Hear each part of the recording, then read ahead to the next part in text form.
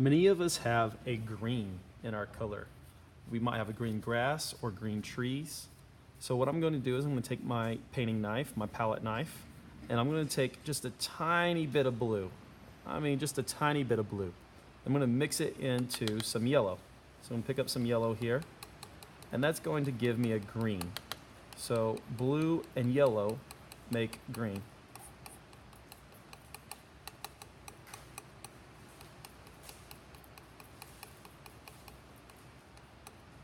And you can see there that I've made a nice green there. Now, I don't want just one green color. I'm going to want a couple of green colors. So I'm going to pick up some more yellow over here. I'm going to pick up some more blue.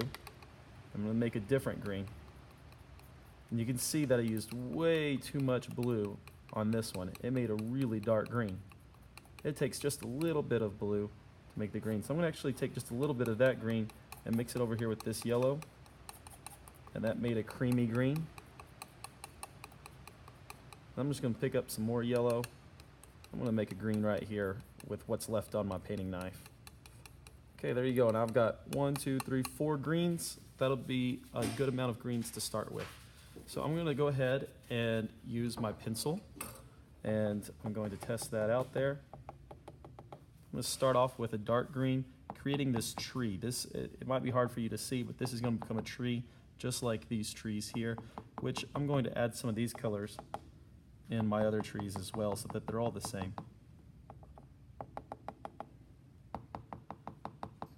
I have not gone back and added any tint to my clouds. I think I will have to go back and add a tint to my clouds since I decided to do a sunset on my sky. But for now, I want to focus on our greens, which is a lot of yellow and a little bit of blue. Once again, we're using the Versa Tempera paint. Tempera is a much like acrylic paint in that it dries fast. And we're using the pointillism technique just like George Seurat used. So I'm going to come in with a different green here now. I'm going to add some other greens in there. I don't want it to all be one solid green.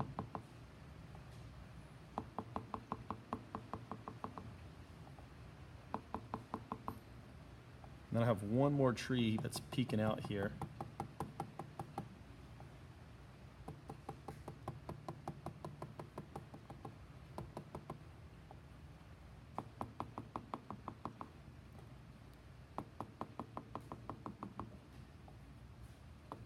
Going in and adding a few dots to the other trees as well, so that they all look similar.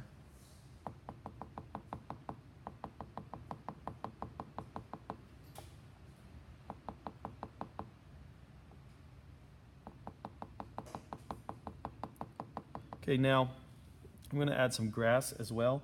And the spots that I have some darker grasses or maybe even possibly some weeds that I see here that are sticking up, I'm going to use the edge of my pencil to make some smaller dots. And then we go in with some other colors. And with grass, I might even, especially with a large amount here, I might even add just some pure yellow. In here to add some green to that color. And then the way George Seurat would have done it is he would have put yellow dots here with some blue dots next to it. So I might even come in with some light blue dots amongst this grass as well to give it a true George Seurat look to it where you have different colors in here.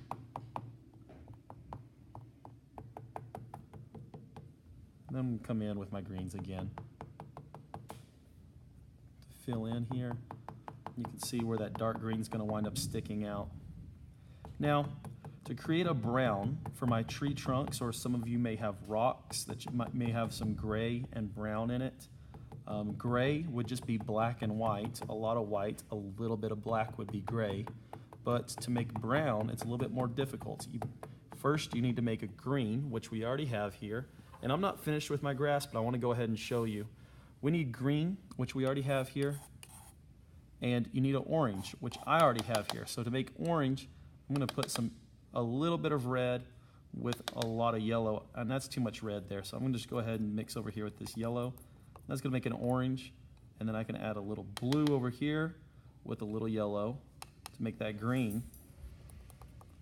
And that's a pretty dark green, but that's okay because we can lighten it up using white.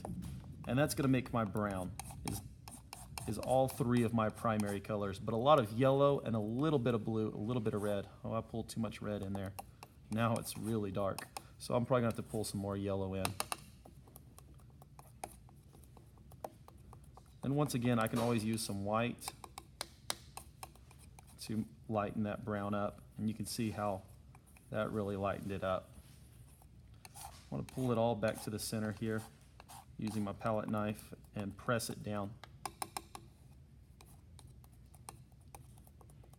Okay, now I've got some browns there. If I want to make it darker, I can pull some more of that red or blue into it. And I'll make a darker brown. So I can always pull some blue in there. And that'll really make a dark brown too. So now I've got a more reddish brown. I've got a tan brown. I've got this greenish brown here, which is really the colors I want. I want those earthy colors because I'm going to be adding a tree trunk in here. So I'm going to start off with this reddish brown. I'm just going to use the side of my eraser to add in smaller dots because you can see here the tree trunks are quite a bit smaller. So I'm having to use I'm turning it on its side and using the edge of my eraser to create dots that are smaller.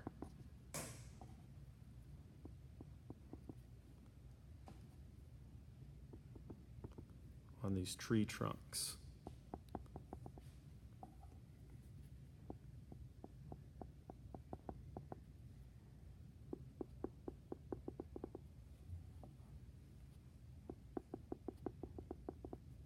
Okay, I've got one more tree that's peeking out here as a tree trunk.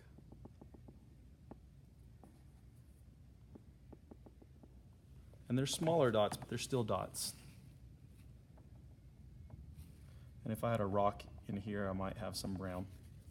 I'm going to go ahead and finish up my green grass in here and finish up my trees. You can work on your greens and your browns now that you know how to make green and brown.